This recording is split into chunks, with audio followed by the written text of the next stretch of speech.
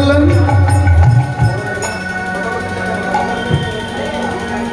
আমার রাধা গোবিন্দ যুগল হয়ে কুসুম সজ্জা পরি শুয়ে আছে। এইবার সখীরা বলছে, এই দেখ শোন, আমরা একবার যদি বেশ দেখা দেখে আসি, চ।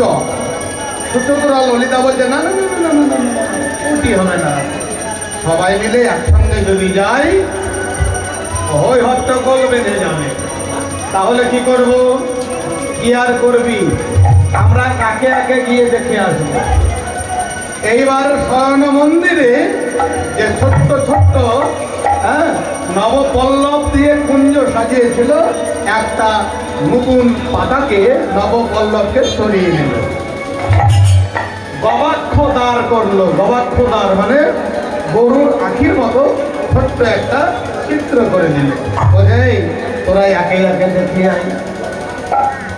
এইবারে ললিতা সখী প্রথমেই বলছে, আমি দেখে আসি, মানে আমার তো নাম এক নম্বরে থাকে সখীদের মধ্যে। তাই এবারে ললিতা দেখতে গেল।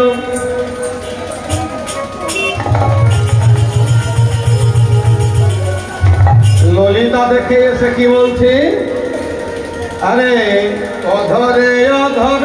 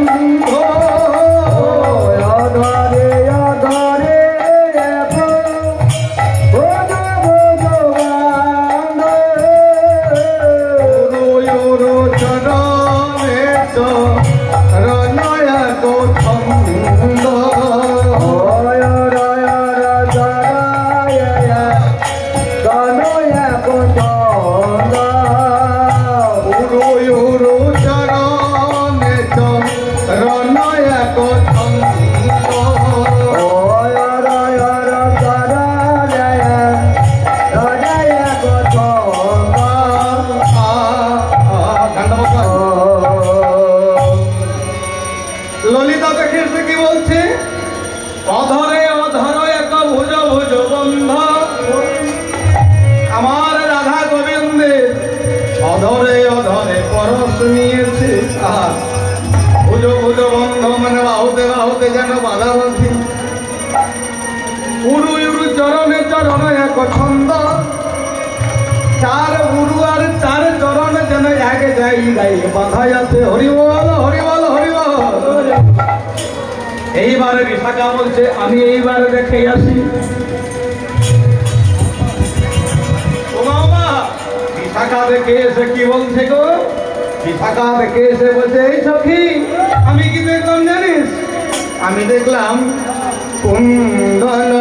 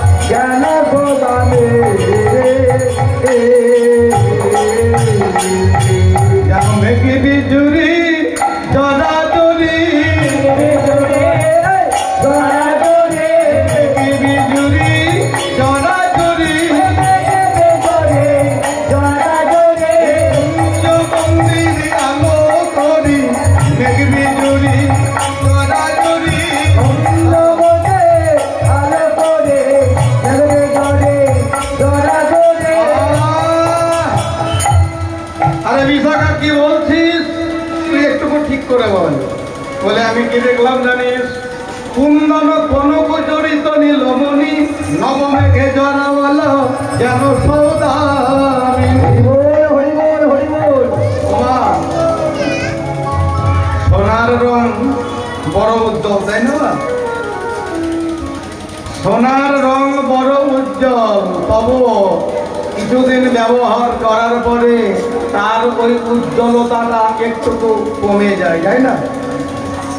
সদ্যজাত স্বর্ণকারের বাড়ি হতে আসা সোনার গহনার যে জ্যোতি পুরানো হয়ে গেলে কিছুটা কমে যায়। আবার মায়েরা কি বলে, বলে যাও এটা স্বর্ণকারের বাড়ি থেকে আমার এই অলংকারটা খোদাই করে নিয়ে এসো। খোদাই করা, আমরা যেটা সচরাচর বলি সোনা খোদাই করা, কিন্তু আসল কথা হলো কুন্দন করা। সত্যজাত কুন্দন করা সোনা কে? আমার রাধারানী। কুন্দন কনক, কনক মানে হলো সোনা, খোদাই করা রাধারানী বা কুন্দন করা রাধারানী হলো সোনা। কুন্দন করা সোনা হলো আমার রাধারানী। জড়িত নীলমণি, নীলমণি হচ্ছে আমার গোবিন্দ, তাই না? নীল যমুনার মতো রং। তো নীলমণি আমার কুন্দন করা কনক মানে রাধারানীকে এমন ভাবে জড়িয়ে ধরে শুয়ে আছে, আমার মহাজন বললেন কি যেন নবমেঘে জড়াওয়ালো যেন সৌদামিনী। নতুন মেঘ, নতুন মেঘ কাকে বলে? আষাঢ় মাসের প্রথম দিকে দেখা যায় যে কালো কুচকুচে মেঘ, সেটা হলো নবমেঘ। তাহলে নবমেঘ এখানে কে? আমার গোবিন্দ। গোবিন্দকে আমার সৌদামিনী মানে বিদ্যুতের ঝলককে সৌদামিনী বলে। এখানে বিদ্যুতের ঝলককে আমার রাধারানী। তাহলে রাধারানী আর গোবিন্দ জড়াজড়ি হয়ে কুঞ্জ মন্দিরে শুয়ে আছি। সখীরা বলছে তো ভালোই দেখছি। তুঙ্গবিদ্যা বলছে আমি একটু দেখে আসবো। বলে যা, তুই তো দেখবি এক আর বলবি আর এক, আর তুই কিনা অনেক বিদ্যাভাস করেছিস। তোর ওই দেখে আসবি, কি দেখবি আর কি বলবি আমরা তো বুঝতে পারবো না। চুপ কর না, তোরা দেখলি আমি দেখে আসি। এইবার তুঙ্গবিদ্যা দেখতে, এইবার তুঙ্গবিদ্যা দেখে এসে কি বলছে? তোমা তুঙ্গবিদ্যা দেখে এসে শুধু দেখে বলছে, এই আমি কি দেখলাম জানিস? শিখি করে ভুজঙ্গিনী নাহি দেখে কারে ভুজঙ্গে দায়ে করে দেখে কারে ভুজঙ্গে দায়ে করে যমুনার জলে কি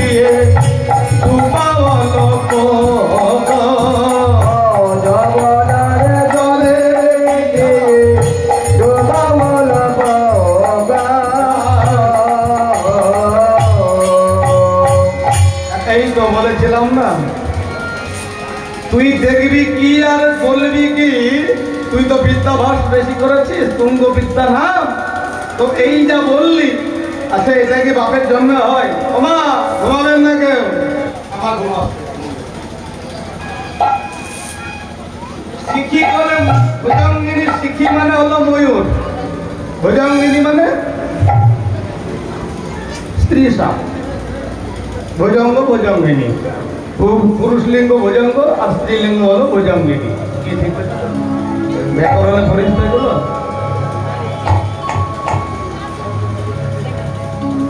মেঘ, শিখি মানে হচ্ছে ময়ূর। তাহলে ময়ূরের কোলে কোনোদিন সাপ নাচে? কি নাচবে? কেন নাচবে না? ময়ূরের প্রধান খাবার হচ্ছে সাপ, তাই না? তাহলে ময়ূরের কোলে একটা সাপ কি কোনোদিন নাচতে পারে? তো তুঙ্গবিদ্যাতে তাই বললো, শিখি করে ভুজঙ্গিনী, কোর মানে হচ্ছে এখানে কোল। তাহলে ময়ূরের কোলে সাপ নাচছে। বলে তাই বুঝি? বলছে তোরা বুঝবি না আমি জানতাম, তোদের তো মাথা মোটা, তোরা এত শত বুঝবি না। তবে শোন, ওই যে গোবিন্দের চূড়া, আর চূড়ার উপরে সর্বোপরি একটা ময়ূর পুচ্ছ গজায় আছে। ময়ূর পুচ্ছ গজাটা আছে, যে পাখাটা আছে, ময়ূর পুচ্ছটা আছে। আমি দেখলাম কি যেন পূর্ণ ময়ূর, আর রাধারানীর বিনুনিটা এইভাবে চুলের যে বিনুনিটা পাক মারতে মারতে গিয়ে একেবারে চূড়ার উপরে যে ময়ূর পুচ্ছের কোলে বিনুনির অগ্রভাগটা যেন এইভাবে পড়ে আছে। হলো তো? তাহলে হলো না? আমার কথাটা ঠিক হলো না? তুঙ্গবিদ্যা বলছে তাহলে আমার কথাটা কি ঠিক হলো না? তাহলে তোরা এমন ভাবে আমার সঙ্গে যেন মানে ঝগড়া লেগে যাবি। আমি দেখে এলাম আর তোরা কি উল্টো পাল্টা বলছিস। যেন ময়ূরের কোলে সাপ নাচিছে, ময়ূরের কোলে সাপ নাচিছে, ময়ূরের কোলে সাপ নাচিছে, ময়ূরের কোলে সাপ নাচিছে, কুঞ্জ মন্দির আলো করে ময়ূরের কোলে সাপ নাচিছে, কুঞ্জ মন্দির আলো করে ময়ূরের কোলে সাপ নাচিছে, কুঞ্জ মন্দির আলো করে এই এখনই দেখে এলাম, কুঞ্জ মন্দির আলো করে এই এখনই দেখে বুঝলি। আলো করে ময়ূরের কোলে সাপ নাচিছে।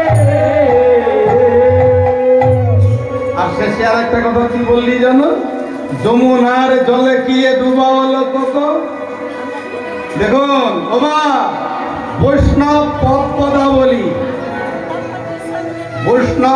পদাবলীর অর্থ জানতে না পারলে কিন্তু ব্যর্থ হয়ে যাবে কীর্তন গান শোনা। কীর্তন গান এসে যদি বৈষ্ণব পদাবলীর অর্থ না বোঝা যায়, গায়ক গায়িকা যদি বোঝাতে না পারে, তাহলে এমন কেউ শ্রোতা নাই যে অর্থ বুঝতে পারে বা কীর্তনের রস বুঝতে পারে, আস্বাদন করতে পারে। দেখুন আমার তুঙ্গবিদ্যা এসে বলছে কি, ময়ূরের কোলে সাপ নাচছে, বুঝিয়ে দিল। আর কি বলছে? যমুনার জলে গিয়ে ডুবা হলো কত। এখানে যমুনাকে ওমা, যমুনা হলো আমার গোবিন্দ। বোঝা গেল? পল্টু ভেল্টু কিসের গল্প এত? এখানে যমুনাকে আমার গোবিন্দ।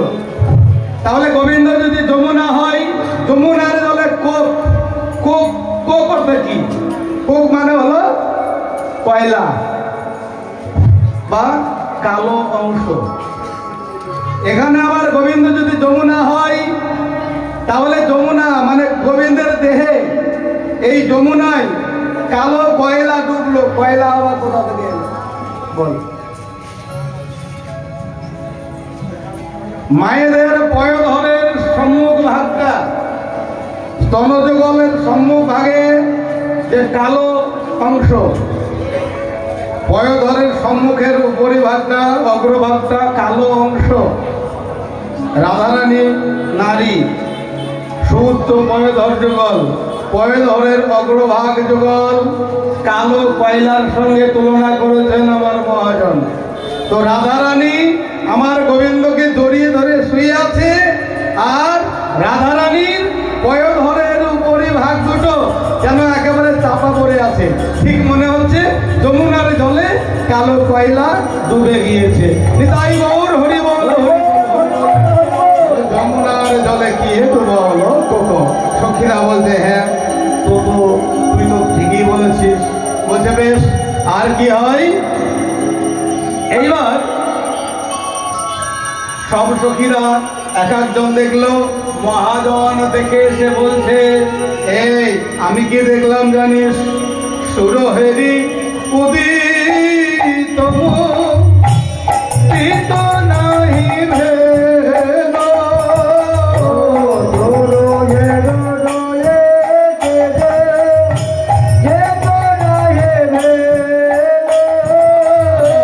সুরহেরি উদিত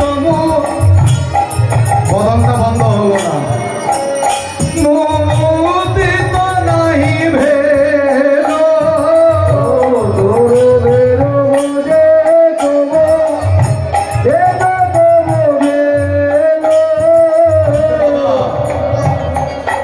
সুরহিনী উদিত মুদিত নাহি ভেদ।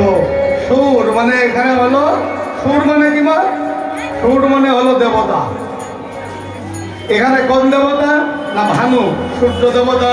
উদয় হলো খুব গগনে, প্রভাত হলো তাই। কিন্তু সূর্য যে উদয় হয়েছে, আমার রাধারানী গোবিন্দের সঙ্গে যুগল হয়ে শুয়ে আছে ঘোর ঘুমে, একেবারে ঘোর ঘুমে শুয়ে আছে। আর যখন প্রচন্ড ঘুম এসে যাবে প্রত্যেক ব্যক্তির বদনটা দেখবেন এরকম হা হয়ে যাবে। এই ঘুম এলে দেখবেন প্রত্যেকের মুখটা হা হয়ে যায়। সূর্য দেবোদয় হয়েছে, আমার রাধারানী জানতেই পারল না, গোবিন্দের কাছে শুয়ে আছে। তাই বলতে সুরো হেরি উদিত মুদিত নাহি ভেদ, আমার রাধারানীর ঘুম ভাঙল না। তাই আমার জ্ঞান দাস মানে পদকর্তা যিনি পদটা লিখেছেন, জ্ঞান দাস কহে কি বিষম কেল, হাই হাই কি লীলা রে,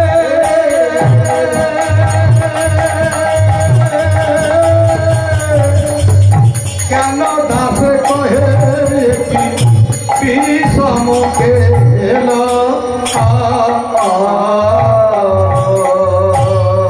জ্ঞানদাস বলছে কেলো মানে লীলা, কেলি মানে লীলা, কেলো মানে লীলা। বলে এমন লীলায় আমি কোনোদিন দেখি নাই, এই বৃন্দাবনে জন্ম নিয়ে আমি প্রথম দেখছি।